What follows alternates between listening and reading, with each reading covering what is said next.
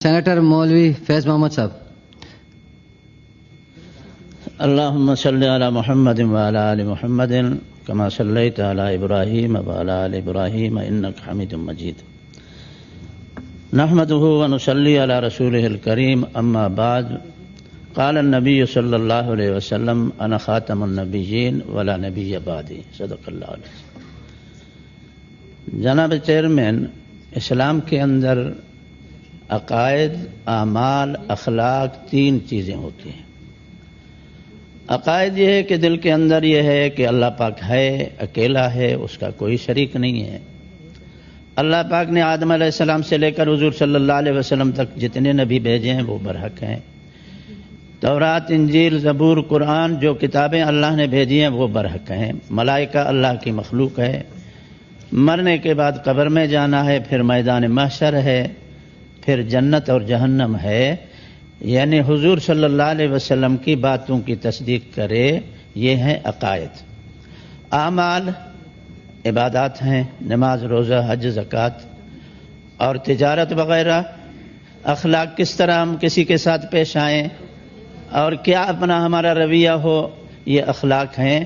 تو حضور صلی اللہ علیہ وسلم کے ختم نبوت کا جو مسئلہ ہے وہ عقائد میں سے ہے. عقائد کے اندر یہ ہے کہ اگر کسی ایک بات کے متعلق کوئی انکار کرے تو وہ مسلمان نہیں رہتا. اسلامی ملک کے اندر گزارش کروں کہ جو لوگ رہتے ہیں، ایک مسلم ہیں جن کی حکومت ہے، اور دوسرے وہ جن کی نیشنلٹی یہاں کی ہے لیکن مذہب اسلام نہیں ہے. ان کے یہاں اسلامی ملک کے باشندے ہیں، چاہے وہ یہود ہوں، نصارہ ہوں، ہندو ہوں، سکھ ہوں، کوئی بھی غیر مسلم ہے، لیکن اس حکومت کو، اسلامی کو تسلیم کر کے اس کے آئین کے تحت چلتے ہیں. ان کو ذمی کہا جاتا ہے. تیسرا یہ ہے کہ ایک غیر مسلم ہے لیکن وہ آتا ہے اسلامی ملک کے اندر کچھ دنوں کے لیے، تجارت کے لیے آیا، سیر و تفریح کے لیے، یہ مستأمن ہے، امن لے کر وہ ادھر آیا. اب ان کے حقوق اسلام نے متعین کیے ہیں. مسلمانوں کے کیا حقوق ہیں اور جن کو ہم اقلیت سے تعبیر کرتے ہیں ان کے کیا حقوق ہیں، سب کے حقوق حضور صلی اللہ علیہ وسلم نے بتا دیے ہیں. مانا وہ اگر عیسائی ہے، ٹھیک ہے، اس کا مذہب جو ہے اس کے ساتھ ہمیں یہ نہیں ہے، لیکن اسلامی حکومت کو اس نے تسلیم کیا. اپنے گھر کے اندر، اپنے محلے کے اندر اپنے مذہب کے مطابق وہ اپنی عبادت کرے، اور جو اس کی چیزیں کھانے کی ہیں، چاہے شراب ہو، چاہے سور ہو، عام نہیں، اپنے گھر کے اندر وہ کھا سکتا ہے، شریعت اس پر پابندی نہیں لگائے گا. اسی طرح ہندو لوگ، ان کے بھی یہی، سکھ ہیں ان کے بھی یہی حقوق ہیں.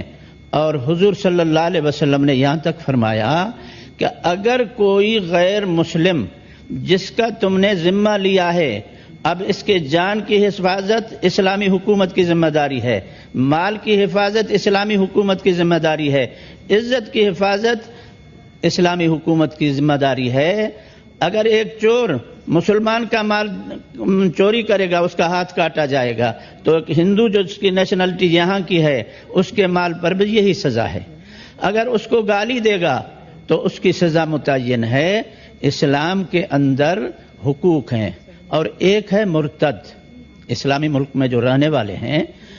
ایک کون ہوئے؟ مسلمان، دوسرے ذمی، تیسرے جو ہے مستأمن، جو کچھ دنوں کے لیے آیا ہے پھر واپس چلا جاتا ہے، اس کے بھی جان مال عزت کی حفاظت کریں گے جب تک وہ ادھر ہے. اور چوتھا ہے مرتد، مسلمان ہے لیکن اسلام کو اس نے چھوڑ دیا. مثلا وہ کہتا ہے میں اسلام کو تو مانتا ہوں، قرآن مجید پر میرا ایمان نہیں ہے. یا وہ کہتا ہے میں انبیاء کو مانتا ہوں لیکن حضور صلی اللہ علیہ وسلم کے بعد بھی نبی آ سکتا ہے، کسی کو نبی کہہ کر اس پر ایمان لائے تو یہ ایمان سے خارج ہو گیا، یہ مرتد ہو گیا. دیکھیں فرق ہے، وہ اپنے مذہب پہ پہلے سے ہے، اور یہ بغاوت کر کے اسلام سے جو نکلتا ہے، جیسے ایک باغی کسی ملک کا، پاکستان کا نام نہیں لیتا ہوں، کسی ملک کا فوجی اسی لباس کے اندر ملک کے آئین کی خلاف ورزی کرے اور کہے کہ میں اس کو نہیں مانتا، تو آپ اس کو کیا کہیں گے؟ باغی. وہ جو پہلے مسلمان ہیں ان کی نسل مسلمانوں کی ہے، لیکن بعد میں مرتد ہو کر اور وہ اسلام سے پھر جاتا ہے تو جیسے کسی حکومت کا باغی ہوتا ہے، یہ مرتد اسی طرح کا باغی ہے۔ اور غلام محمد قادیانی جس کی تاریخ آپ کو معلوم ہے، انگریز کی جو ہے اس نے کتنی خدمت کی، ان کے لیے کیا کیا کیا، مسلمانوں کو پھانسیاں دلوائیں، وہ سب کچھ ہوا۔ اس نے پہلے مہدی ہونے کا دعویٰ کیا، پھر اس نے کہا میں نبی ہوں، اس پر لوگوں نے کلمہ پڑھا۔ اور ظاہر ہے کہ حضور صلی اللہ علیہ وسلم کے بعد اگر کوئی نبوت کا دعویٰ کرے گا وہ بھی کافر، اس کے ماننے والے بھی کافر۔ اگر پہلے مسلمان رہے ہیں تو اب یہ باغی ہو گئے، ان کی سزا وہی ہوگی جو باغی کی ہوگی۔ اور حضرت اس فرقے نے ہمارے ملک کے اندر کتنے یہ گھپلے اس نے مچائے۔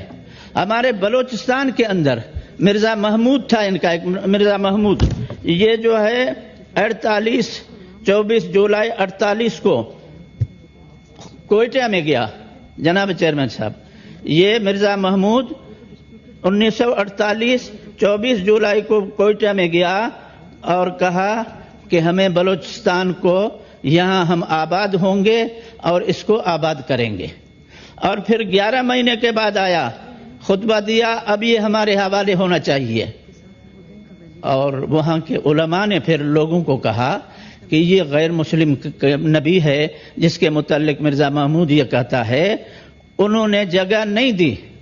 آپ تعجب کریں گے کہ احمد یار خان جو ریاست مکلات کا والی تھا، جس کے ممبر تھے مولانا محمد عمر اور مولانا ارز محمد اور مولانا اور امیر غوث بخش بیزنجو، انہوں نے کلات میں پہلے جو اجلاس ہوا بلوچستان کا، اس میں بیزنجو صاحب نے جو آیت پڑھی ہے ان صلاتی و نسکی و محیای و مماتی للہ رب العالمین، کہ بھئی یہ اسلامی حکومت ہوگی۔ اب وہ کلات میں جا کر اس نے سر ظفر اللہ جو وزیر خارجہ تھا ہمارے ملک کا پہلا، یہ ادھر گیا اس کے پاس کہ جی ہم آپ کے صوبے کو ایسا آباد کریں گے کہ جس کی انتہا نہیں، آپ جو ہے ہمیں یہاں رہنے دیں۔ انہوں نے کہا نہیں۔ پھر فرانس کے اندر گئے، خان صاحب اپنے مرضی سے گئے تھے، سر ظفر اللہ وہاں گیا ہوا تھا، تو ظفر اللہ نے وہاں کہا خان صاحب یہ پیرس دیکھتے ہو، اگر ہمیں آپ اپنی ریاست کلات میں جگہ تو یہ فرانس کے پیرس جیسا شہر ہم تمہارا جو ہے بلوچستان بنائیں گے، ایمان لاؤ۔ تو انہوں نے کہا اللہ جزائے خیر دے، اللہ اس کی مغفرت کرے۔ اس نے کہا دیکھو ظفر اللہ تو مجھے تنگ کرتا ہے، میں تمہیں بتانا چاہتا ہوں اگر حضور صلی اللہ علیہ وسلم خود تشریف لائیں، مجھے کہیں کہ غلام محمد قادیانی کو نبی مانو، میں نہیں مانوں گا۔